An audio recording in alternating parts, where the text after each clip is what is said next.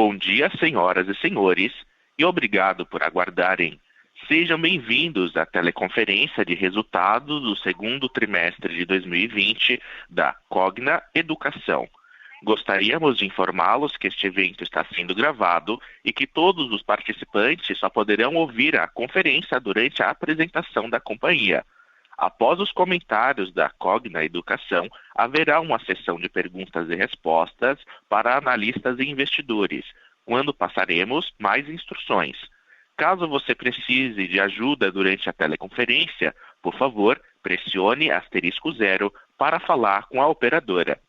Teremos também um webcast ao vivo com áudio e slides, que poderá ser acessado no site de Relações com Investidores da Cogna Educação, no endereço ri.cogna.com.br. Banner Webcast 2T20. A apresentação também estará disponível para download no site.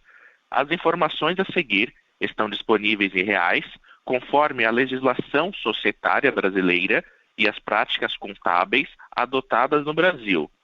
BR-GAAP. Já em conformidade com as normas internacionais de contabilidade, IFRS, exceto quando indicada de outra forma. Antes de prosseguir, gostaríamos de esclarecer que eventuais declarações que possam ser feitas durante essa teleconferência, relativas às perspectivas de negócios da Cogna Educação, projeções e metas operacionais e financeiras, constituem-se em crenças e premissas da diretoria da companhia, bem como informações atualmente disponíveis. Não são garantias de desempenho. Elas envolvem riscos, incertezas e premissas, pois se referem a eventos futuros e, portanto, dependem de circunstâncias que podem ou não ocorrer. Investidores devem compreender que condições econômicas gerais, condições da indústria e outros fatores operacionais podem afetar o desempenho futuro da companhia e podem conduzir a resultados que diferem materialmente daqueles expressos em tais considerações. Agora, eu gostaria de passar a palavra ao presidente da Cogna Educação, senhor Rodrigo Galindo, que dará início à apresentação. Por favor, pode prosseguir. Bom dia a todos, obrigado por participarem da teleconferência para discutir os resultados do segundo trimestre de 2020. Participam aqui comigo desse call o Bruno Giardino, nosso diretor de RI, o Jamil Max, nosso vice-presidente financeiro, e os diretores-presidentes de cada uma das nossas verticais de atuação, o Roberto Valério da Croton, Paulo de Tássio da Platos, o Paulo Serino da Saber e o Mário Guil da Vasta.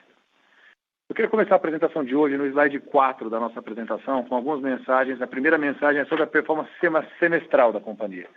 Na análise semestral, que neutraliza os efeitos de sazonalidade entre trimestres, houve crescimento de EBITDA recorrente no primeiro semestre de todas as empresas do grupo, exceto a Graduação, exceto a Croton. Portanto, as Vasta, Saber e Platos performaram bem mesmo com os impactos da Covid, mas Croton teve uma performance bastante pressionada, especialmente pelos impactos do FIES e da Covid. A segunda mensagem importante nesse primeiro slide é que a gente teve uma geração de caixa operacional pós-CAPEX positiva de R$145 milhões nesse trimestre, no segundo trimestre de 2020. E é uma performance relevante, positiva, considerando todas as pressões que a gente teve no resultado operacional. Por fim, a gente manteve uma sólida posição de caixa, somando R$3,7 bilhões no final do segundo trimestre, com um perfil de dívida bastante alongado, que dá bastante conforto para fazer todo o processo de reestruturação que a gente vai comentar hoje durante a apresentação. E cabe ressaltar que esses 3,7 bilhões ainda não consideram os valores, os recursos do IPO da Vasta, que foi concluído no início desse mês. Passando para o meio do slide, a tabela no meio do slide 4, nós fizemos uma tabela com as variações de receita líquida e EBITDA recorrente no semestre, em cada uma das verticais, além do comportamento da margem EBITDA recorrente, considerando a visão pro forma, no caso de Croton e de Vasta. Essa visão pro forma vai ser apresentada durante a apresentação de hoje. No caso de Croton, além do impacto de volume relevante de formatura de alunos de FIES, ou seja, queda do FIES, nós também tivemos queda de captação e retenção de alunos impactados pela Covid-19, bem como um reforço substancial do nível de provisionamento também em função da Covid-19. Dessa forma, a gente teve uma redução de 25% na receita líquida e 43% no EBITDA recorrente do primeiro semestre, no acumulado do semestre, com queda da margem EBITDA na empresa Croton. É importante ressaltar que os impactos negativos de Croton, eles estão concentrados no ensino presencial, e durante a apresentação a gente vai falar bastante sobre a nossa visão de futuro e como atacar esse tema da performance do ensino presencial, uma vez que o ensino digital está caminhando bem. Todas as demais empresas do grupo performaram bem, como a gente vê na tabela aqui, com Plata subindo 23%, Saber crescendo o EBITDA 35% e Vasta crescendo o EBITDA 10%. Com isso, como a Cogna tem uma relevância importante, como a Kroton tem uma relevância importante para a Cogna registrou uma queda de 19% na receita líquida e uma redução de 33% no EBITDA recorrente, com queda de margem, porque a Kroton pressiona a Cogna para essas quedas. Então, a mensagem principal desse slide é na análise semestral, onde a gente tira a sazonalidade entre trimestres. 3 das 4 empresas caminharam muito bem, mesmo em meio à pandemia, mas Kroton teve uma performance bastante negativa, muito concentrada no ensino presencial.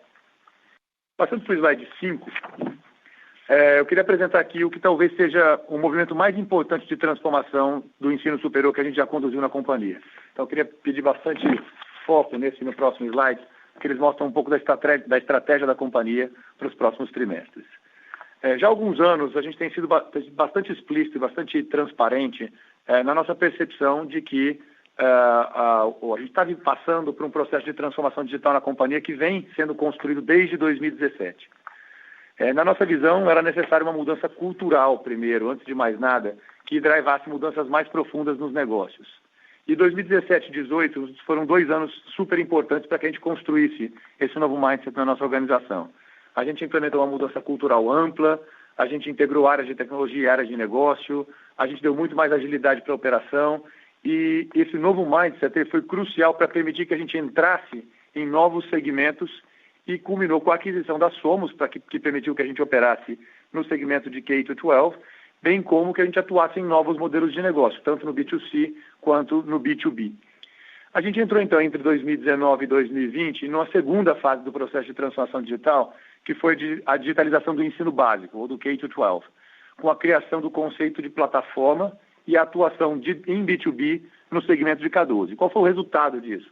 A construção de uma Platform as a Service, chamada Vasta, que culminou com a abertura de capital, com uma demanda bastante robusta. A gente vai falar um pouquinho sobre a demanda do IPO de Vasta um pouco mais à frente, mas basicamente, independentemente do IPO, acho que o grande entregável dessa segunda fase do processo de digitalização foi a criação de uma plataforma que ajuda as escolas de educação privadas brasileiras a passar pelos seus processos de transformação digital com altíssimo potencial de crescimento no K12.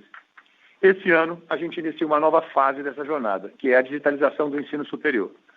A gente vê claramente uma migração de demanda de novos alunos do ensino presencial para o ensino digital, e essa tendência foi fortemente acelerada pela pandemia.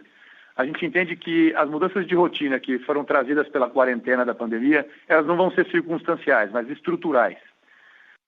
A gente venceu a barreira cultural da digitalização do ensino superior e os alunos passaram a ver o valor, passaram a ver a qualidade e os benefícios do menor custo e da flexibilidade que o ensino digital pode trazer.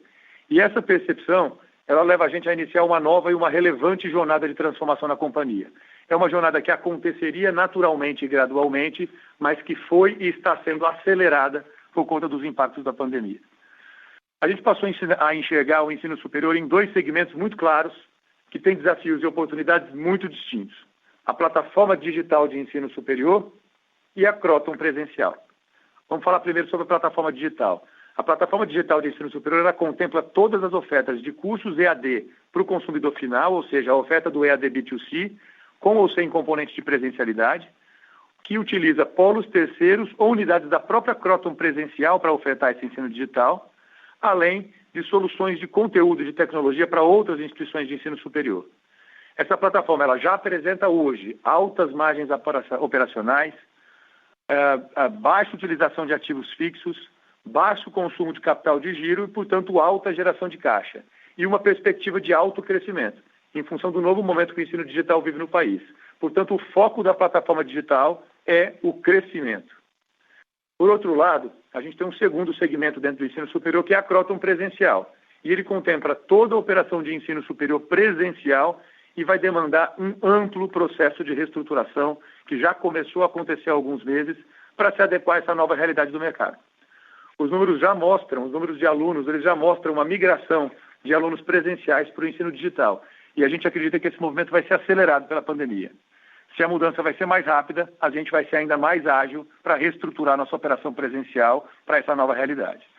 O escopo da reestruturação ele vai incluir redução no tamanho de operação, renegociação de contratos, redução de quantidade de unidades, reposicionamento de portfólio com foco em alguns custos mais nobres e reposicionamento de marca em algumas praças, visando o foco em produtos premium. O presencial, portanto, vai ser o espaço onde a gente vai ofertar produtos mais premium. E a nossa expectativa é ter uma empresa com mais margem e mais geração de caixa, com o tamanho adequado para essa nova oferta. Esse provavelmente seja o movimento de reestruturação mais relevante que a gente já realizou pela companhia e a gente vai apresentar mais detalhes sobre o projeto oportunamente. Vamos ver um pouquinho mais desse projeto no slide 6. A gente dá alguns detalhes adicionais sobre essa nova quebra e essa reformulação do ensino superior. Do lado esquerdo do slide, a gente apresenta o que é a plataforma digital do ensino superior. E ela compreende todos os serviços digitais de ensino superior oferecidos pela Cogna. Então, ela oferece o ensino de graduação EAD, B2C, ou seja, a oferta que a gente faz para os nossos alunos diretamente para o consumidor final. E ela ocorre por meio de polos terceiros e também das unidades de ensino superior da Kroton presencial, que também operam como polos. E a plataforma também oferece serviços de graduação e pós-graduação EAD e serviços digitais nos modelos B2B e B2B2C. Então, basicamente, além do ensino superior digital B2C, ou seja, para o consumidor final, uma plataforma de serviços B2B e B2B2C. Os serviços oferecidos pela plataforma digital de ensino superior, eles estão aumentando a sua participação na receita líquida do ensino superior. Ano passado, representaram 26% da receita líquida do ensino superior. Esse ano, representam 32%. E a tendência é que continuem aumentando a participação de ensinos digitais dentro do total de receita líquida do ensino superior. Então, se a gente considera que os tickets do ensino digital são menores e que a participação ainda assim está aumentando, é porque o crescimento dessa plataforma está sendo muito mais acentuado do que a do ensino presencial e a gente acha que a pandemia só vai acelerar esse processo.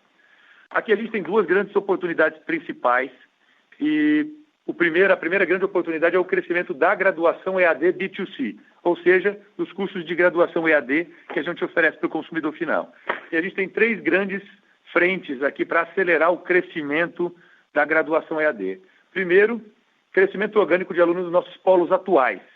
Uma vez que a gente migra portfólio de presencial para o EAD, ou seja, deixa de oferecer determinados cursos menos nobres, menos premium, no presencial, porque o público está escolhendo ir para o EAD, essa é uma oportunidade de crescimento natural, de crescimento orgânico para o ensino EAD nos polos atuais. A segunda alavanca de crescimento é a maturação dos polos que foram implementados nos últimos anos. Aqui já é um crescimento contratado, os polos começam pequenos e tem um processo de maturação natural, então a gente tem aqui um crescimento contratado nos polos recém-implantados.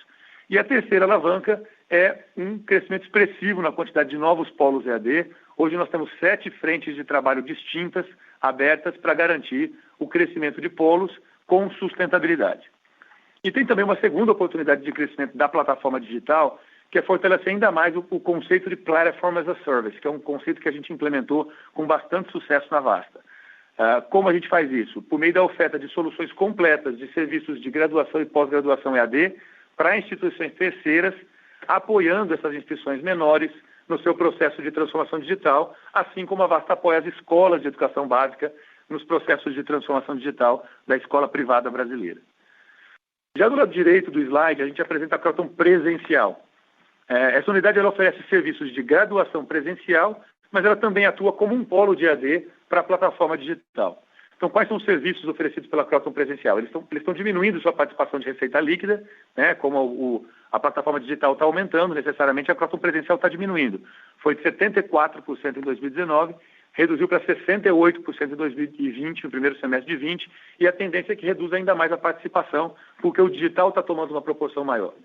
Então, aqui a gente tem algumas importantes oportunidades. A gente começa com um amplo processo de reestruturação dos campi presenciais, como eu já disse, renegociação, reestruturação, unificação. Uma outra frente de oportunidade da Kroton é a Kroton atuar como polo para a oferta de cursos EAD da plataforma digital. E como o EAD digital está crescendo, esses polos tendem também a crescer e a forma de remuneração aqui é um revenue share, como um polo terceiro qualquer. Um outro movimento muito relevante que está sendo implementado é o reposicionamento do portfólio presencial com foco em cursos mais premium. Então, o presencial vai ser o lugar dos cursos mais premium serem ofertados. Cursos mais básicos, onde a demanda está reduzindo, a gente está num processo de migração para a plataforma digital de ensino superior, mantendo na Kroton os cursos mais premium. E, nesse sentido, faz sentido para a companhia estudar potenciais aquisição de instituições presenciais, desde que tenham cursos mais nobres, como cursos de medicina. O nosso principal objetivo vai ser ter uma empresa de ensino presencial com um portfólio premium, mais rentável e mais geradora de caixa. Esse processo ele já era previsto na companhia, esse processo de hibridização do ensino superior, mas a pandemia mudou o cenário. Antes da pandemia, os greenfields estavam numa tendência positiva de crescimento, eles estavam passando de um cenário de consumo de caixa para neutralidade de caixa, com perspectiva de geração positiva de caixa em 2021. Outras unidades de ensino presencial menores também sofreram com a redução de alunos do FIES, mas a tendência antes da pandemia era que a partir de 2021 também elas recuperassem geração de caixa. A pandemia mudou bastante esse cenário e essa dinâmica. O aluno, antes resistente ao ensino digital, agora prefere um curso EAD equivalente, né? As barreiras do aluno para aceitar o ensino digital caíram sensivelmente e para a instituição hoje faz muito mais sentido orientar esse aluno a ir para o ensino digital do que para o ensino presencial. Então, a segregação das operações entre ensino superior, do ensino superior entre plataforma digital e Kroton presencial, ela vai permitir um maior foco nos objetivos dessas duas business units. E esse foco é completamente distinto.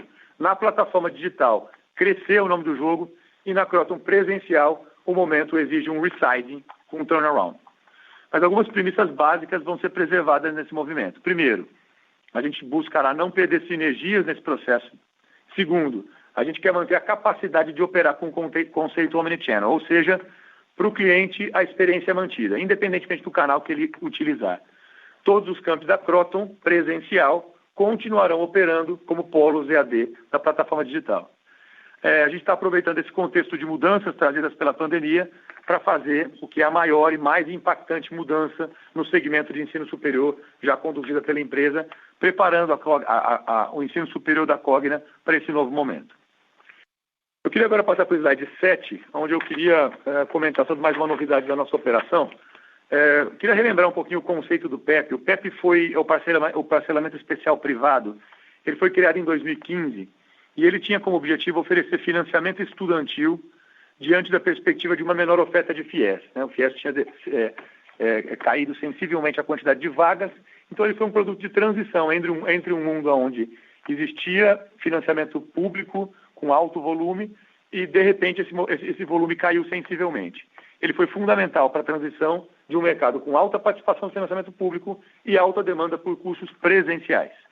Só que o mercado evoluiu. A evolução da dinâmica de mercado e dos processos comerciais foi tornando o PEP cada vez menos relevante, como a gente pode ver nesse gráfico do slide 7. A representatividade do PEP passou de 29% da captação presencial em 2016 para estimados 6% nesse segundo semestre de 2020. Então, no momento em que foi criado, o PEP era praticamente a única forma de ofertar o ensino presencial, sem ter redução significativa de preço. Hoje, praticamente todo o portfólio que a gente tem no presencial também é ofertado no EAD. E faz mais sentido migrar a demanda para esses cursos EAD. Para o aluno é melhor, porque a mensalidade é menor e cabe no bolso dele sem a necessidade de um parcelamento. E para a companhia é melhor, porque apesar do menor ticket, esse movimento representa maiores margens, maior conversão em caixa e uma redução sensível do contas a receber. Então, diante desse cenário, a administração decidiu encerrar a oferta de PEP nos processos de captação a partir de 2021. E cabe ressaltar que os alunos que hoje estão sendo beneficiados pelo PEP, eles seguirão tendo a oferta do produto até a sua formatura. Portanto, dois fatores, resgatando aqui, fazendo um resumo, dois fatores nos levaram a descontinuar a oferta de PEP a partir de 2021. O primeiro, a gente hoje tem portfólio equivalente nos cursos EAD para oferecer para o aluno, então a gente não pede esse aluno. E segundo, houve hoje um processo de aceitação muito mais claro do aluno para o serviço digital, e esses dois fatores juntos junto com a redução da importância do PEP nos processos de captação, faz com que a gente, de forma muito tranquila, descontinue o PEP a partir de 21. No slide 8, eu queria comentar um pouquinho sobre os principais destaques do IPO de Vasta. Foi concluído com sucesso no início desse mês, depois de um ano de dedicação intensa. Nós listamos 24,9% da empresa em Nasdaq, arrecadamos 405 milhões de dólares, sendo o maior IPO de uma empresa brasileira de educação já realizado. A nossa precificação foi de $19, acima da faixa indicativa, que estava entre 15,50 e 17,50, e teve uma demanda bastante forte, foi 15 vezes superior ao volume ofertado, com 280 ordens. A Vasta apresenta uma combinação única de elevado crescimento, recorrência de receita, altas margens, alta geração de caixa e atua como uma plataforma completa de produtos e serviços, está posicionada para suportar a transformação digital da escola privada brasileira. Com isso, eu encerro essa primeira parte da apresentação e eu passo a palavra para o nosso diretor de RI, Bruno Giardino, para apresentar os nossos destaques financeiros no segundo trimestre de 2020. Obrigado, Rodrigo. Bom dia a todos. Eu gostaria de passar diretamente para o slide 10, onde irei apresentar os resultados das verticais Kroton e Platos. Começando com a Kroton, em linha com o que fizemos no trimestre passado e para fins de comparação, excluímos do resultado do segundo trimestre a receita diferida de 75 milhões, oriunda da curva de rematrícula tardia, além dos complementos de PCLD pagante e PEP-PMT em função da pandemia, de 93 milhões e 229 milhões, respectivamente. Nesse contexto, a receita líquida apresentou redução de 27%, com os impactos da queda na base de alunos e menor ticket presencial, em razão da formatura de alunos fiéis e os impactos da pandemia no processo de captação. Esses efeitos foram parcialmente compensados pela alta na base de alunos de ensino digital, seguindo a reaceleração de crescimento de captação. O EBITDA recorrente de Kroton caiu 36%, muito em função da perda de receita e da menor diluição de custos e despesas fixas. Esse efeito foi parcialmente compensado pelas reduções significativas nas despesas operacionais e corporativas, em função das ações emergenciais para fazer frente à pandemia, além da economia nas despesas de marketing. É importante observar que no primeiro semestre não foram feitos ajustes na estrutura de custo docente da companhia para fazer frente à perda de receita. Passando para Platos, a receita líquida seguiu a tendência positiva apresentada no primeiro trimestre, com crescimento de 8,5%, refletindo aumento no ticket médio e captação de alunos, enquanto o EBITDA recorrente caiu 3%, com a margem EBITDA recorrente impactada pela sazonalidade de despesas, particularmente em marketing, conforme antecipamos no semestre passado. Na análise semestral, no entanto, apresentamos aumento de 23% no EBITDA recorrente, com ganho de 4 pontos percentuais na margem. Prosseguindo para o slide 11, vamos agora analisar os números relacionados às nossas operações de educação básica. Começando com a Vasta, na parte superior do slide, tivemos uma redução de 24% na receita líquida, basicamente em função da antecipação do faturamento para os trimestres iniciais do ciclo comercial. Adicionalmente, observamos nesse trimestre a redução de pedidos de algumas escolas parceiras, devido à maior evasão, esta concentrada nos anos iniciais, advinda do fechamento temporário das escolas, além da redução de venda nas lojas físicas da Livro Fácil. No semestre, a Vasta registrou crescimento de 9% em receita, dentro do intervalo indicado no prospecto do IPO da Vasta na Nasdaq. Com relação à receita de subscrição, essa cresceu 16%, em linha com o crescimento de ACV de 2020, já descontados os 40 milhões a menos, conforme anunciado em fato relevante. Da mesma forma que fizemos no último call, apresentamos os números de 2019, considerando a classificação dos gastos editoriais em custo dos produtos vendidos, além de excluir créditos de PIS/COFINS e estorno de provisionamento para remuneração variável, que reduziram as despesas operacionais.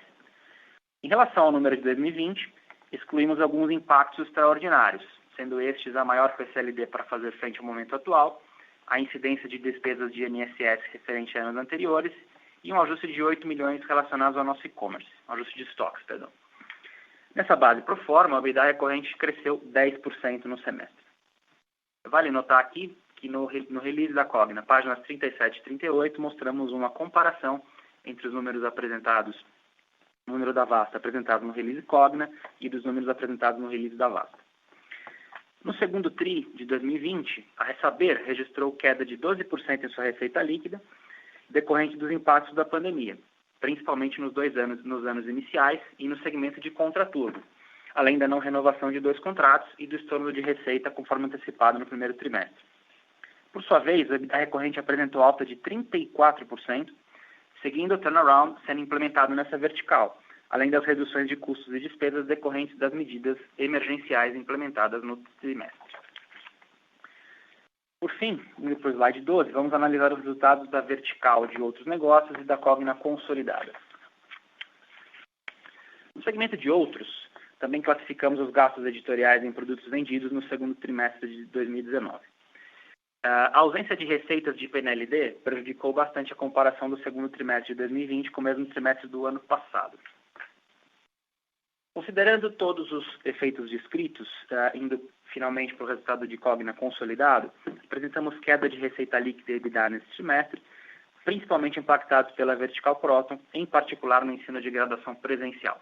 No acumulado do ano até junho, apresentamos redução de 19% na receita líquida e de 33% no EBITDA recorrente. Com isso, eu termino essa sessão e convido o nosso CFO, Jamil Marques, para prosseguir. Obrigado, Bruno. Bom, pessoal, bom dia. Passando diretamente para o slide 14, eu gostaria de detalhar melhor o comportamento das nossas contas a receber, do índice de cobertura e do prazo médio de recebimento das nossas empresas, assim como da Cogna no consolidado. Como a gente pode ver aqui, nós estamos com índices de cobertura adequados e com os prazos médios de recebimento controlado para cada operação em específico.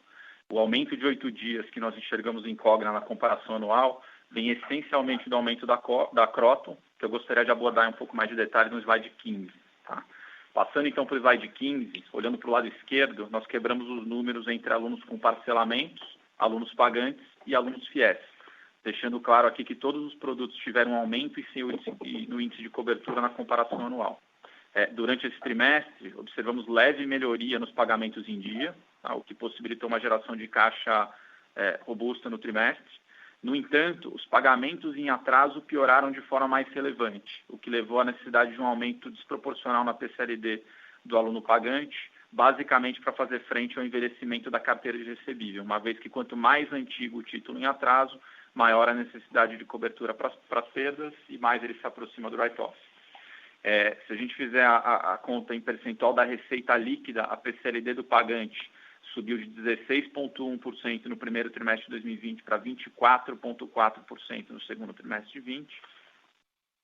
E se a gente faz a comparação anual, o aumento também foi significativo, porém é importante observar que a redução superior a 20% na receita líquida também influencia de alguma forma o aumento desse indicador.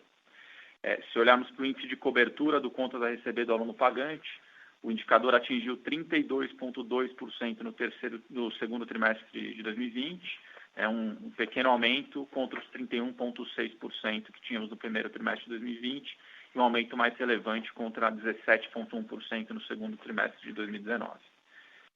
Se a gente olhar os alunos de parcelamento, a piora no desempenho dos pagamentos em atraso que a gente tem observado nos alunos pagantes, assim como o aumento da taxa de evasão, aliado a uma perspectiva de recuperação macroeconômica mais gradual e alongada no cenário pós-pandemia, levou a gente a revisar as premissas do modelo de cobertura para o PEP e para o PMT, e com isso antecipar uma maior participação de receita evadida na base, assim como uma deterioração mais relevante e perene na recuperação dos alunos evadidos.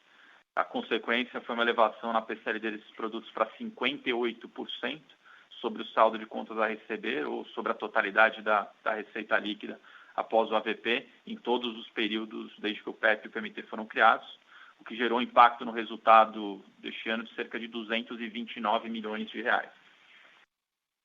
E por fim, do lado direito, notamos que o PMR de parcelamento segue uma maturação dentro da maturação esperada, enquanto o PMR do pagante apresentou uma redução de 6 dias na comparação anual, refletindo aqui o aumento do provisionamento.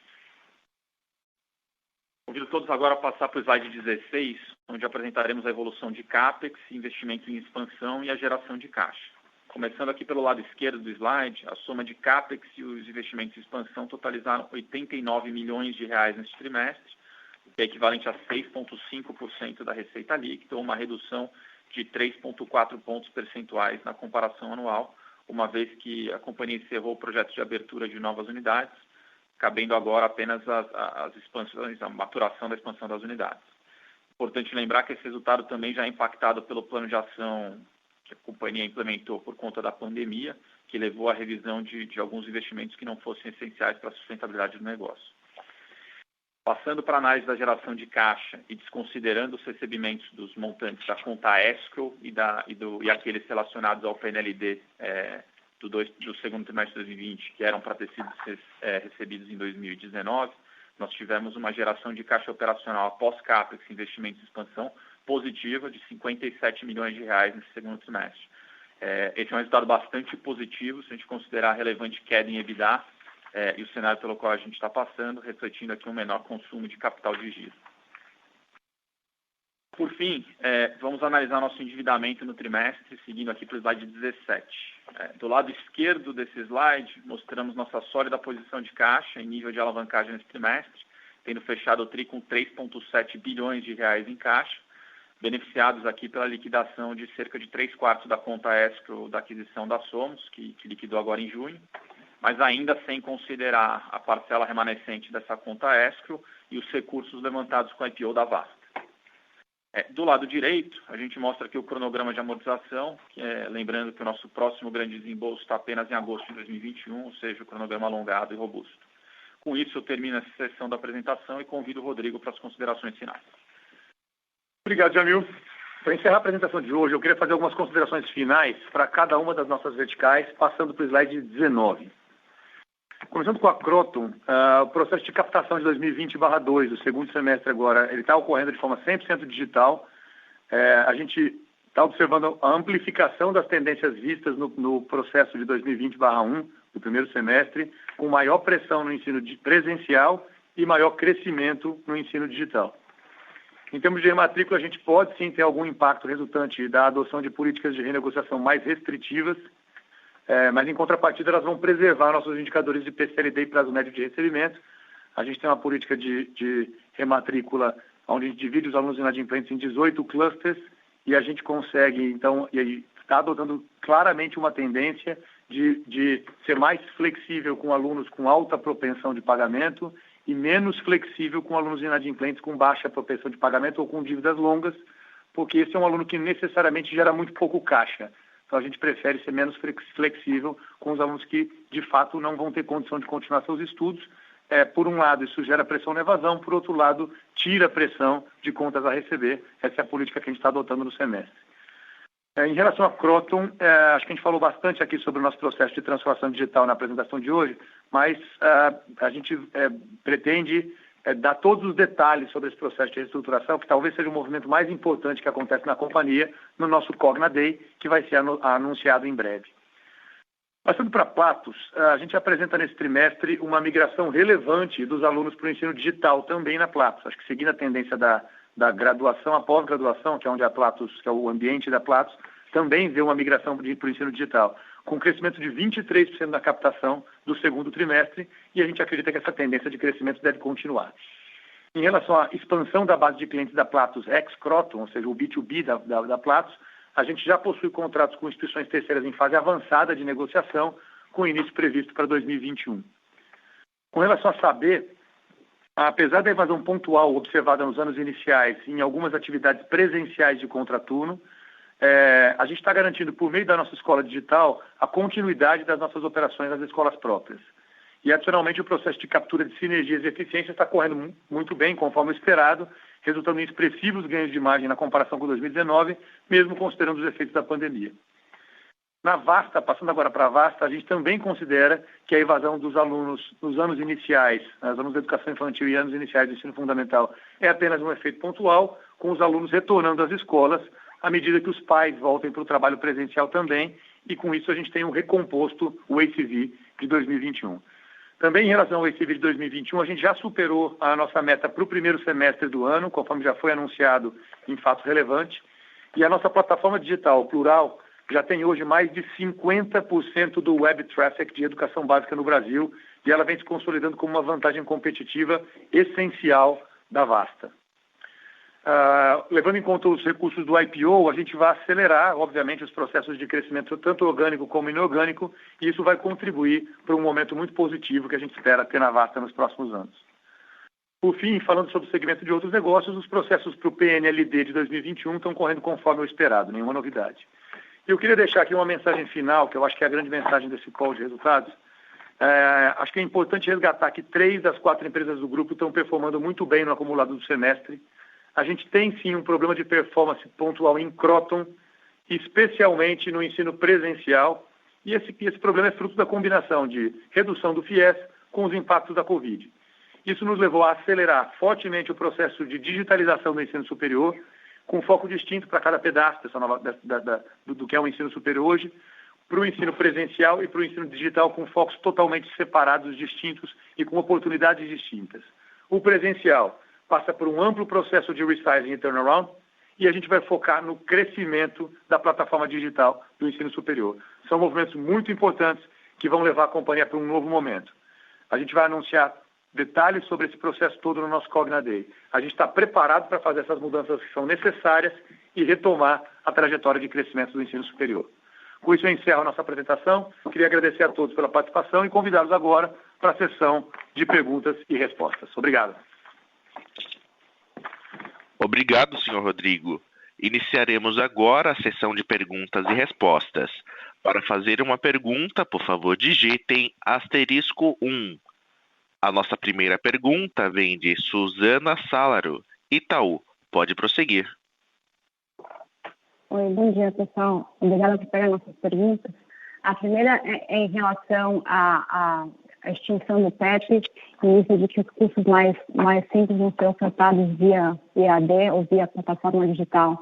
Nossa pergunta é a seguinte, na captação de 2021.1, como é que a força de vendas qual vai ser a estratégia da força de vendas? Se o aluno não tiver condição de pagar o curso presencial, ele vai ser automaticamente direcionado para o EAD, ou se a campanha já vai automaticamente direcionar o aluno para o EAD, dado que o curso mais simples do que os cursos que vocês querem chamar no EAD. Então, a pergunta é, como é que vocês vão usar como ferramenta comercial de atração o fato de que os cursos que hoje são presenciais vão passar para EAD e tanto que eles sejam affordable para os alunos? Essa seria a primeira pergunta. A segunda pergunta, você falava de melhorar ou mudar o chip do portfólio para algo mais premium. E, obviamente, se mencionaram medicina, mas tem uma série de outros verticais que poderiam ser abordadas como premium, ou entendidas como premium. Vocês pensam em medicina e em algumas outras, ou vocês estão focando realmente em medicina? Obrigada. Oi, Suzana, é o Rodrigo aqui. Eu vou começar as respostas e depois o Roberto Valério vai complementar. Em relação ao PEP, esse movimento está acontecendo naturalmente. Em alguns casos, o movimento é muito mais abrangente do que simplesmente drivar a força de vendas para oferecer o curso EAD do que o presencial. A gente vai deixar de oferecer determinados cursos, está deixando de oferecer determinados cursos mais básicos no ensino presencial e, com isso, a gente está naturalmente migrando a demanda para o ensino à distância. O que a gente entende é que certamente existe alguma pequena perda de demanda nesse processo, alunos que querem de fato o ensino presencial, mas com a pandemia a gente percebeu que esse número de alunos que recusam a oferta EAD tem diminuído sensivelmente. E como o EAD é muito mais gerador de caixa, gera muito menos contas a receber, tem muito menos working capital e tem margens muito mais altas, esse movimento, mesmo com um ticket mais baixo, ele compensa muito, ele vale muito a pena para a companhia. Então, o PEP naturalmente... Tanto é que hoje a força de vendas não foi drivada para não oferecer PEP e ele já caiu para 6%, a estimativa é 6% da captação. Então esse é um processo muito natural que está acontecendo. Existiram, inclusive, já existe um portfólio menor de ensino presencial, onde a força de vendas pode atuar com o PEP, o que naturalmente já reduz o PEP. São pouquíssimos os cursos que a gente não tem no EAD.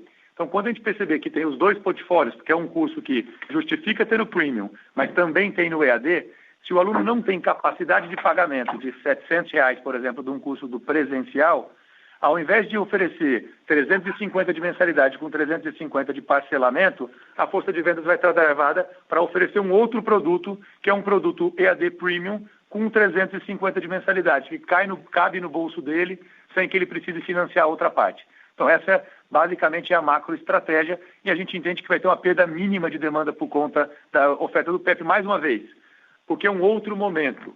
O que mudou entre quando a gente tinha quase 30% de PEP para hoje? Duas coisas. Primeiro, hoje tem portfólio de EAD equivalente para oferecer para o aluno, e segundo, o aluno tem menos resistência a esse portfólio EAD. São essas duas coisas que justificam a extinção do PEP sem riscos. E aí eu passo a palavra para o Roberto para responder a segunda pergunta. Oi, Suzana, bom dia. Obrigado pela pergunta. Só complementando, com relação ao PEP, de fato, a gente vem há praticamente 3 ciclos trabalhando com a força de vendas para que essa ferramenta, vamos dizer assim, de captação e conversão seja cada vez menos relevante. Está aí os números que mostram que ele é cada vez menos relevante. Esse é o primeiro ponto. O segundo ponto, nossa força de vendas hoje tem um modelo de trabalho e um modelo de atuação que é menos receptivo e muito mais proativo. Ou seja, no exemplo que você deu, talvez é um exemplo muito mais baseado em um aluno que nos procura, que quer fazer um curso de odontologia, por exemplo, que é muito caro e não tem condições de pagar. Esse é um cenário cada vez menos real, porque a gente tem feito cada vez mais ações pontuais, sejam em clusters, em CEPs, em empresas, em escolas que têm o perfil de aluno que tem condições de pagar um curso como o curso de odontologia, então é menos reativo, mais proativo.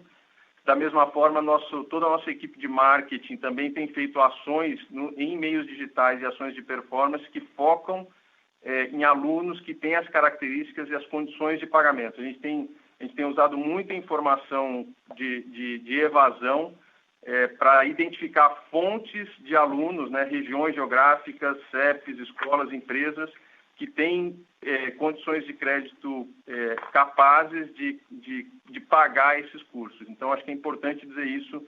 A nossa ação comercial é cada vez menos reativa e cada vez mais ativa, pontual e focada nas ações.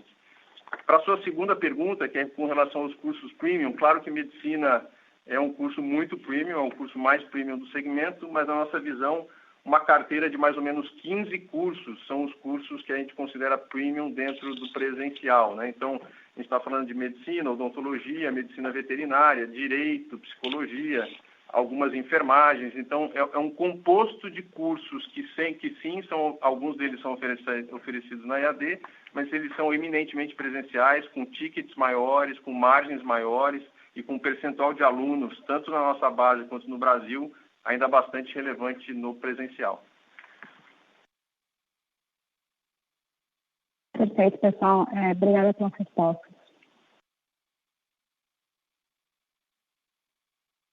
Próxima pergunta de Samuel Alves, BTG Pactual. Bom dia a todos, bom dia Galindo, Jamil, Bruno, demais diretores. São 2 perguntas aqui do meu lado. A primeira é sobre esse processo de reestruturação, que vocês ainda vão entrar mais detalhes lá no Cogna Day. Para as captações agora de segundo semestre de 20 e de primeiro semestre de 21, esse desenho já está feito, ou seja, na captação a companhia já está trabalhando com esse novo modelo de operar, que possivelmente envolva junção de campos, um novo reposicionamento em algumas praças. Essa é a primeira pergunta. E a segunda pergunta é sobre os covenants. Eu entendo que tem vários ajustes em EBITDA, às vezes, que estão nas cláusulas das debêntures, mas na nossa conta aqui, EBITDA LTM ultrapassou 3 vezes. Não sei se tem algum ajuste, se vocês pudessem explicar para a gente se a companhia não bateu o covenant, e se bateu, qual o ajuste que a gente deveria fazer aqui para chegar na conta. Obrigado. Oi, Samuel, é Galindo aqui, tudo bem? Bom dia, obrigado pela pergunta. Eu vou passar a segunda pergunta para o Jamil e respondo a primeira, mas só antecipando a resposta da segunda pergunta, não houve quebra de covenant. O Jamil depois vai explicar por quê e quais os números que os resultados desse trimestre entregam. Em relação à primeira pergunta, que é a reestruturação, a gente já está num movimento, já há alguns semestres, de enxugamento do portfólio presencial e migração do portfólio mais para o EAD. Portanto, esse processo não começa agora. E já há alguns meses a gente está estudando todo o processo de reestruturação que a gente precisa fazer. Para o primeiro semestre de 2020, boa parte do processo de reestruturação já vai estar implementado e a outra parte vai ser implementada durante de 2021. Para o primeiro semestre de 2021, boa parte da reestruturação já vai estar implementada e um pedaço ainda vai estar em processo de implementação. Então, é um processo que deve acontecer com agilidade. Eu acho que a mudança a que o mercado foi submetido com a pandemia foi muito intensa, foi muito rápida, e a nossa reação tem que ser rápida na mesma medida. Samuel, bom dia, obrigado pela pergunta. Nós fechamos o endividamento líquido, tá, em 2,96, seguindo ali os critérios pela redação, basicamente o EBITDA ajustado por alguns efeitos e a dívida líquida, incluindo ali as dívidas financeiras e as dívidas de M&A, tá? Só destacando aqui, acho que é importante, a gente continua com uma posição de caixa bastante sólida, né? O perfil da dívida está alongado, a operação está gerando caixa, mas em um período duro no qual a gente está vivendo, então a operação é saudável. E no que tange covenants, a gente continua com a visão de que não iremos exceder esses covenants ou quebrar covenants ao longo dos próximos meses, né? Só lembrando, quarto trimestre a gente fechou acima das 3 vezes, mas quebrar covenant efetivamente seriam 2 trimestres seguidos ou 3 consecutivos. Olhando para frente, a gente tem sim um desafio no endividamento por conta da queda do EBITDA, sobretudo aí pelos impactos de provisionamento que são temporários, mas mesmo com os planos de expansão que nós temos previstos para a Vasta, a gente não espera exceder esse limite de 3 vezes nos próximos trimestres. Perfeito, Jamil e Galindo, muito obrigado.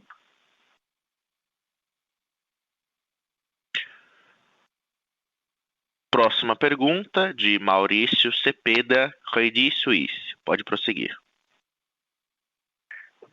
Galindo, Jamil, Bruno, demais diretores, obrigado pelo espaço para as perguntas. Eu vou insistir um pouco na questão do turnaround.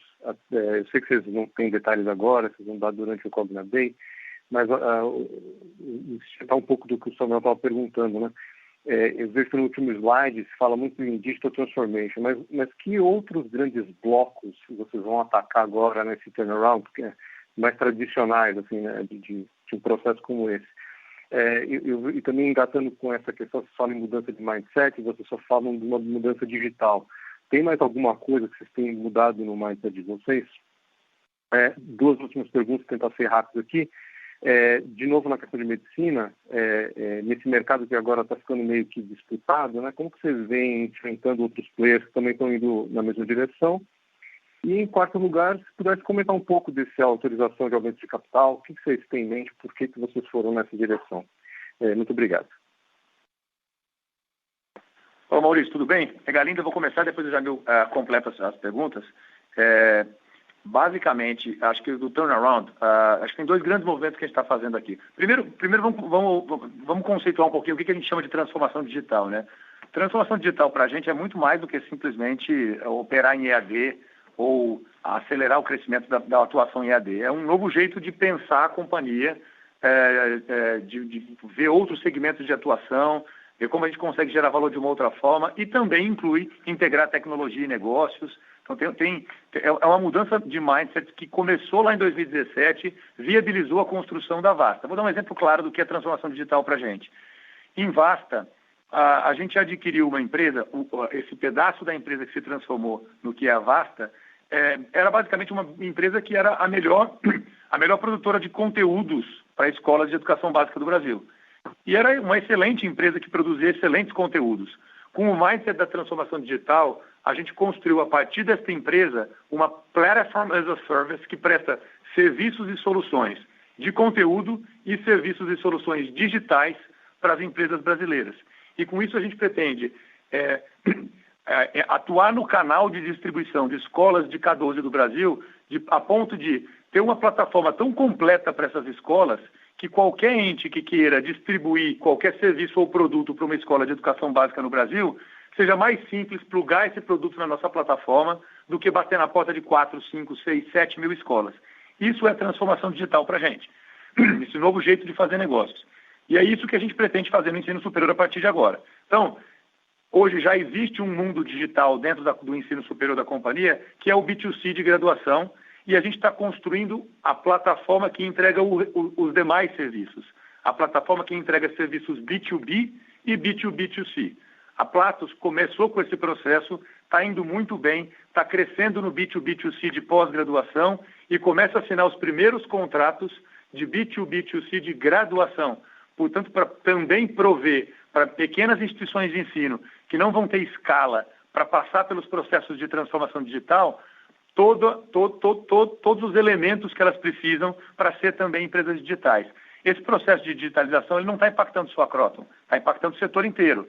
Só que a Kroton tem condição de digitalmente se transformar, porque ela tem escala para fazer isso e consegue fazer todos os investimentos. A gente quer ser o provedor para essas pequenas instituições de ensino que não vão poder sozinhas passar pelo processo de transformação digital e, portanto, vão usar a nossa plataforma para passar pelo processo de transformação digital. Isso é uma mudança sensível de comportamento, de perspectiva, de postura e que pode mudar a cara da indústria de ensino superior nos próximos anos. Basicamente, o apoio que Vasta dá para a transformação digital das escolas de educação privadas do Brasil, a plataforma digital de ensino superior pretende dar para as pequenas instituições de ensino superior do Brasil também. Isso em paralelo com o projeto de B2C, que é a nossa oferta de EAD. Então, portanto, vamos entender essa plataforma digital como dois grandes entregáveis. Crescer o B2C, que é a graduação que a gente já oferece hoje e que vai crescer porque o aluno está migrando do presencial para o digital, e um segundo bloco, uma plataforma de serviços digitais que ajudam as escolas, as faculdades, principalmente de pequeno e médio porte, a passar pelo processo de transformação digital delas, assim como a Vasta faz com as escolas de educação básica no país. Isso é a transformação digital. Tudo isso a gente está falando do mundo digital. No mundo presencial, o jogo é completamente diferente. É resizing, turnaround e repositioning. Aí o jogo é outro, é um jogo que a gente já jogou em aquisições, é um jogo de captura de sinergias, é um jogo de redução do tamanho de campo e renegociação de contratos, e esse é o jogo que a gente passa a jogar agora, e a gente vai, como eu disse, a pandemia acelerou a necessidade, e a gente vai acelerar os movimentos para conseguir capturar da forma mais rápida os benefícios que esse turnaround vai gerar para a gente. Em relação à medicina, sim, a gente considera entrar nesse mercado, entra no mercado de aquisição, já estamos avaliando potenciais ativos, já temos hoje 4 faculdades de medicina excepcionais nas regiões onde elas atuam, com algumas centenas de vagas de medicina, e pretendemos ampliar a exposição. Como o Roberto comentou, Premium para a gente não é só medicina, é um conjunto de mais ou menos 15 cursos, mas medicina certamente é um deles. A gente vai ser responsável nos processos de aquisição, mas sim avaliaremos potenciais aquisições de medicina. Na última pergunta, Maurício, bom dia, que eu já me falando, em relação ao aumento de capital autorizado, basicamente depois do follow-on a gente ficou com um limite ali bastante apertado, então a ideia aqui é ter mais flexibilidade para futuros movimentos estratégicos. Perfeito. E vocês têm a questão do turnaround, eu não sei que vocês veem desse background, né? Vocês, dada essa experiência que vocês têm, o que vocês acham que é um horizonte viável para começar a fazer alguma mudança de rumo no resultado? Olha, o planejamento do turnaround começou há 3 meses, então a gente já está há 3 meses estudando quais são os movimentos. O Roberto pode comentar um pouquinho sobre isso, mas a gente imagina que os movimentos de execução já comecem agora no 4º trimestre de 2020 e parte no 1º trimestre de 2021. Então a gente vai fazer... existem movimentos que levam um pouco mais de tempo para serem implementados, mas tem uma boa parte das ações que podem ser implementadas one shot, e a gente vai, tudo aquilo que puder ser implementado de uma vez e acelerada a captura, vai ser acelerada a captura. Eu acho que esse é um skill que a companhia desenvolveu dentro dos processos de integração de aquisições que ela fez, e ela vai usar as competências de resizing e turnaround que ela implementava nas aquisições para fazer o turnaround da própria operação dela, de presencial, que foi demandado por um fator externo à sua vontade, que é uma pandemia que mudou o comportamento e o hábito de consumo. Obrigado, Galindo, Jamil.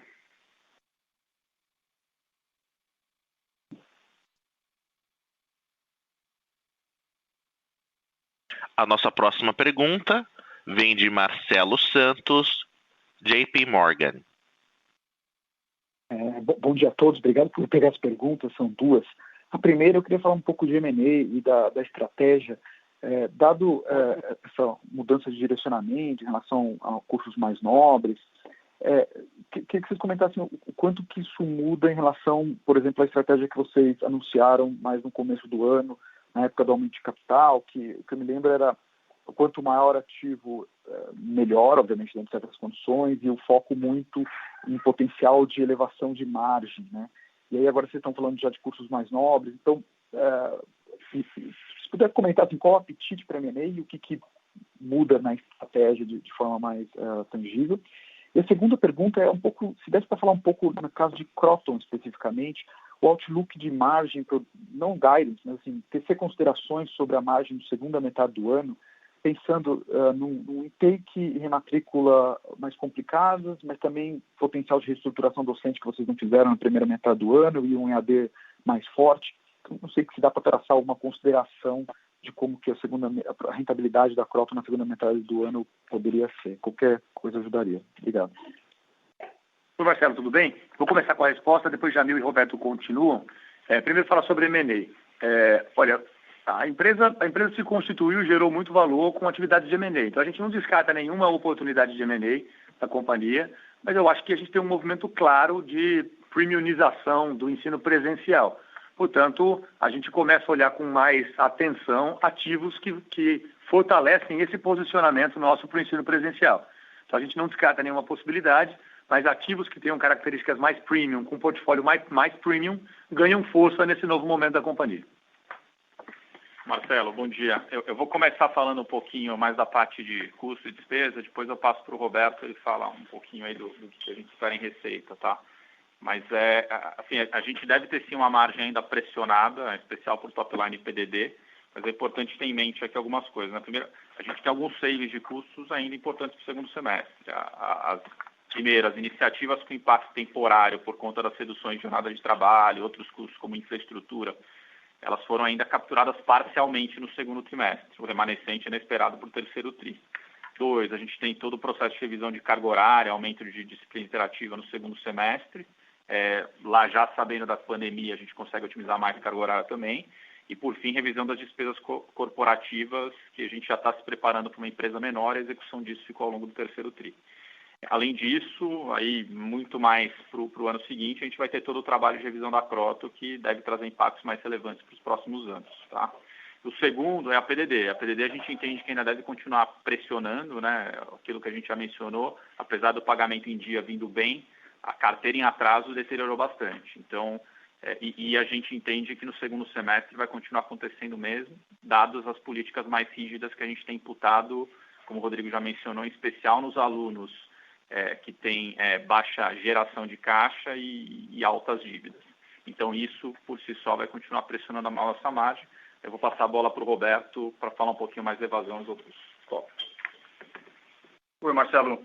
Complementando, do ponto de vista de receita, a gente continua com aqueles efeitos que a gente já vinha comentando antes, que é crescimento de volume de AD nas captações, uma leve pressão em função da penetração maior de 100% online, mas o premium também crescendo. Do ponto de vista de AD, a gente continua trabalhando de maneira bastante forte o ticket, reduzindo descontos, ou seja, a gente não está entrando necessariamente na guerra de preços, né, que alguns competidores têm feito, mas certamente a gente vai ser impactado pelo volume de captação do segundo semestre do presencial, que é o nosso maior desafio. Do ponto de vista de rematrícula, a gente vem com uma rematrícula, como a gente falou, dos alunos pagantes muito boa, com taxas até acima da nossa expectativa, mas os em atraso, né, os inadimplentes, com uma performance pior. Como os inadimplentes são os que, de fato, não geram caixa, a gente entende que, apesar da receita estar pressionada, nossa geração de caixa no médio prazo vai ser beneficiada, conforme o Jamil comentou aqui. E, Marcelo, o Rodrigo de novo, só complementando aqui, eu acho que a gente só tem que ter em mente, em relação ao segundo semestre de Kroton, que esse movimento de turnaround ele gera impactos contábeis que transitam em resultado, né? Então, se a gente resolve, de alguma forma, mudar um campus de lugar, mudar um campus de endereço, a gente tem a aceleração da depreciação do imóvel aonde hoje funciona. Então, a gente sempre tem que ter em mente que esse movimento de reestruturação vai gerar alguns impactos em resultado e que são altamente geradores de valor, portanto, a gente certamente não vai deixar de fazer um movimento que, no médio e longo prazo, gere valor, porque a gente vai ter alguma baixa de ativo necessariamente não caixa, com efeito não caixa, transitando em resultado. E acho que a mensagem que eu queria deixar aqui, mas assim, nós estamos fazendo as coisas que a gente tem convicção que são os movimentos certos para a companhia nesse momento. A gente está sendo mais restritivo na rematrícula com alunos que geram pouco caixa, assumindo o ônus de ter um pouco mais de evasão, assumindo o ônus de ter que colocar mais PDD, mais provisionamento, mais PDD. A gente está assumindo a responsabilidade de fazer um resizing do presencial, porque a pandemia vai fazer a redução desse business acontecer e a gente quer ser mais rápido e se antecipar a esse movimento e fazer essa reestruturação de forma muito ágil e muito intensa. E a gente quer ter muito foco de crescimento no EAD em plataforma digital. E a gente entende que todos esses movimentos, eles vão, no final do dia, fazer a geração de caixa da companhia crescer sensivelmente. Então, a gente está fazendo as nossas apostas estratégicas com aquilo que a gente acredita que são os movimentos que vão gerar valor de médio e longo prazo. Perfeito, muito obrigado pelas respostas. Seguimos com Thiago Bortolucci, Goldman Sachs. Oi, pessoal. Bom dia a todos e obrigado por pegar as nossas perguntas. A gente tem 3. A primeira é com relação a PDD. O nosso entendimento é que, se comparado a PMT, o PEP deveria ser uma linha de financiamento de risco até relativo maior, dado que é um empréstimo de longo prazo. Olhando no detalhe, vocês revisaram os critérios de provisionamento dos dois, mas o ratio do PMT aumentou bem mais que o do PEP. Se esse entendimento de risco relativo é correto, a gente queria entender se esse aumento desproporcional no provisionamento do PMT poderia eventualmente indicar um potencial aumento no provisionamento do PEP também ao longo do segundo semestre. Essa é a primeira pergunta. A segunda pergunta com relação a EAD. Desde a flexibilização do marco regulatório, a gente tem visto um aumento significativo no número de hubs, especialmente de competidores diretos de vocês, companhias capitalizadas, com time profissional e com marca para competir bem no segmento. Dado a liderança que vocês já têm no EAD, qual a estratégia do management para defender o market share daqui para frente e quais poderiam ser os impactos dessa estratégia para ticket de retorno? E a última, esse é um ponto bem técnico relacionado à Vasta. Vocês poderiam lembrar para a gente as diferenças contábeis no reconhecimento de receita entre as Rs da Cogna e as R da Vasta, por favor? São essas as perguntas. Obrigado. Obrigado, Thiago. As respostas vão ser feitas por Jamil, Roberto e Bruno pela ordem, tá? Bom dia, Thiago. Sr. Jamil, para falar da PFLD, a resposta é não, tá? Não tem. Basicamente, o que a gente fez foi, com o PMT que a gente tem ainda menos informação, foi usar a melhor estimativa que nós temos sobre PEP, que é 58%, e basicamente usar o mesmo dos dois lados. O que você deve estar vendo no movimento é que, com o passar do tempo, a cobertura do PEP e PMT teve oscilações um pouco distintas e agora a gente está colando as duas em 58%, tá? Então isso aí não é nenhum indício de que a gente vai mexer ou não na cobertura do PEP. A deterioração que a gente viu é por conta da evasão e dado tudo que a gente está vendo de dificuldade em carteiras em atraso, a gente também teve um aumento bastante relevante na estimativa de PDD do aluno evadido, tá? Então isso levou aos 58%, tanto para o PEP quanto para o PMT. Bom, Thiago, obrigado pela pergunta. Com relação à EAD e os concorrentes e a nossa estratégia para aumento de market share, eu tenho alguns pontos aqui que são bem relevantes. O primeiro, obviamente, está relacionado ao aumento de pontos de vendas, né, o número de polos. Com a desregulamentação em 2017, a capacidade de crescer dos concorrentes foi maior do que a nossa, o que é natural, porque são vários players, né, contra um. Então, a gente vai continuar crescendo o número de pontos de vendas. Isso naturalmente faz com que o nosso reach aumente e a gente consiga capturar mais market share em praças que a gente não atua, é o primeiro ponto. O segundo ponto, reforçando a estratégia de volume com o produto do 100% online. Acho que a gente demonstrou isso no ciclo de captação do começo do ano, com crescimentos, né, de 25% na captação do EAD, bastante, com um peso importante do 100% online.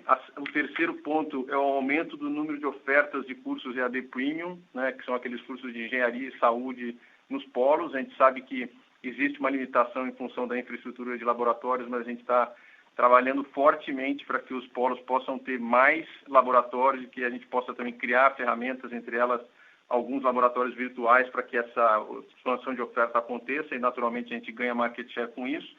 E acho que o quarto ponto é o apoio incondicional à nossa rede de polos. Acho que a rede de polos já passou pelo momento mais difícil. O momento difícil foi encarar dezenas de concorrentes simultâneos nos últimos, né, de 17 até 20. Muitos desses concorrentes entraram, já saíram das cidades, né, não se sustentaram, e a nossa rede de polos está muito saudável, muito entusiasmada com as oportunidades. A gente sente uma energia muito grande. Então, acho que isso é a base do nosso crescimento, né, crescer através dessa rede que está muito fortalecida.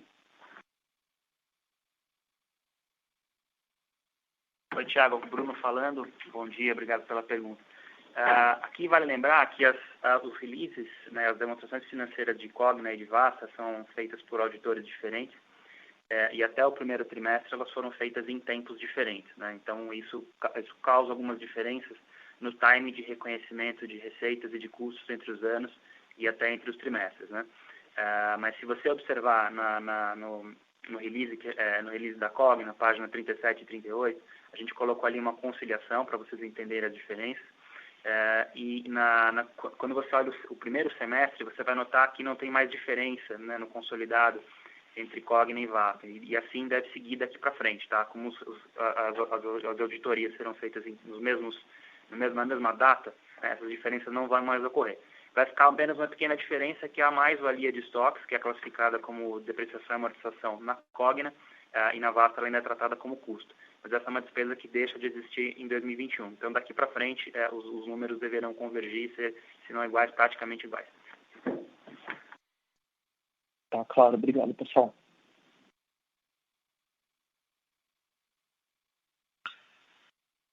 Seguimos com Felipe Pascovitch Mirai. Bom dia, senhores. Obrigado pela oportunidade. Duas perguntas aqui, uma com relação a Kroton e outra com relação a Vasta. Com relação a Kroton, essa estratégia de reestruturação, o revamp do presencial e aumentando com a esperança de fazer o premium e a parte aumentar no portfólio, eu queria entender o seguinte: eu imagino que tenha um break-even entre você reduzir o tamanho do portfólio presencial e aumentar o digital. Vocês têm alguma ideia em número de alunos? Não sei se tem uma métrica tão simples quanto essa para a gente entender, porque eu entendo que vocês vão perder top line e devem ganhar em margem. Então, deve ter alguma conta de break-even aqui para equilibrar. Outra coisa com relação à Vasta, eu queria entender, olhando aqui no Bloomberg, a gente pode observar que os holders de Vasta hoje têm 2 holders muito grandes.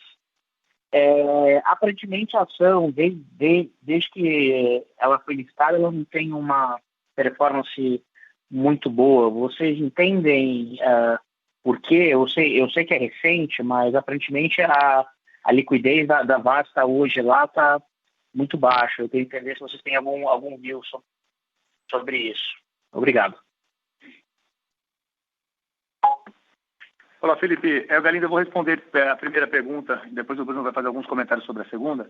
Você está certíssimo, tá? Eu acho que tem análises super detalhadas para entender quando vale a pena definir cada portfólio exclusivamente no EAD e fechar o portfólio no presencial. E o mais complexo é que você não consegue fazer essa análise por curso, mas é por oferta. É um curso em uma unidade. Então, como a gente está trabalhando, e por isso que a gente está há 3 meses fazendo o processo de planejamento desse trabalho, é que a gente tem que fazer 176 planejamentos estratégicos de movimentação. E em cada cidade, o portfólio que é considerado premium pode variar em relação a outra cidade. Por exemplo, em Cuiabá, o curso de administração pode ter uma alta demanda presencial e ele vai estar no grupo do portfólio de cursos premium, porque naquela praça, aquele curso tem precificação e tem demanda para uma precificação premium. Mas na praça de Belo Horizonte, esse curso pode ser considerado um curso que não é premium, que a demanda está caindo, que já passou desse ponto de equilíbrio que você comentou, portanto vale a pena fechar o curso no presencial, ainda que tenha uma pequena perda de demanda, migrar para o EAD, porque mesmo com um ticket mais baixo e com a perda de demanda, a alta geração de caixa e a alta margem que o EAD traz compensa esse movimento. Por isso que essa análise é super complexa e está sendo elaborada nos últimos 3 meses pela companhia, porque são 176 business plans completamente distintos, mas a premissa é uma só, é maximizar valor, deixando no presencial cursos que gerem mais valor no presencial, migrando para o EAD, cursos que gerem mais valor no EAD e com esse movimento permite que a gente faça um resizing das operações. Acho que esse é o driver dos 176 planejamentos estratégicos. E eu pediria ao Bruno que fizesse algum comentário sobre Vasta. Oi, Felipe, bom dia. Com relação à base acionária de Vasta, é uma base acionária bastante concentrada em fundos com visão de longo prazo e gente que movimenta pouco ação. Acho que isso pode estar trazendo, de certa forma, o impacto de menor liquidez no papel. A gente acha que isso é uma questão de tempo, que à medida que o mercado fica mais familiarizado com o case, esse movimento de o trading vai melhorar. Não sei se eu respondi bem a sua pergunta, se não, por favor, pode fazer sua réplica aí. Não, era isso mesmo. Muito obrigado pelas respostas. Lembramos que para fazer perguntas, basta digitar asterisco.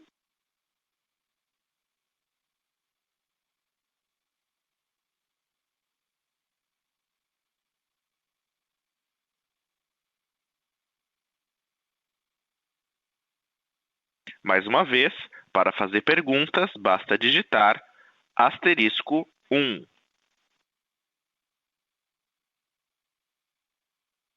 Sem novas perguntas, passamos a palavra para as considerações finais da Cogna. Senhores, eu gostaria de fechar esse call de hoje dizendo que isso é um movimento importante que a companhia está fazendo e ela está sendo bastante transparente no posicionamento estratégico que ela escolheu. Acho que o que a gente pode garantir é que a gente vai colocar toda a energia do grupo para fazer esse movimento estratégico de forma eficiente, eficaz, ágil e a gente foi, como todas as empresas do Brasil e do mundo, fomos surpreendidos por um novo comportamento do estudante, que acelerou boa parte das decisões que a gente faria com o tempo. E o que a gente pretende fazer é responder de forma muito rápida a esse novo comportamento, a esse novo mundo que nasce pós-pandemia. A gente se coloca à disposição. Em breve a gente vai anunciar a data do nosso Cogna Day, onde a gente vai poder passar muito mais informações sobre esse processo de reestruturação que a gente pretende implantar no ensino superior. A gente está convicto de que esse é um movimento estratégico certo. Muito obrigado e boa tarde a todos. A teleconferência de resultados da Cogna Educação está encerrada. Agradecemos a participação de todos. Tenham um bom dia.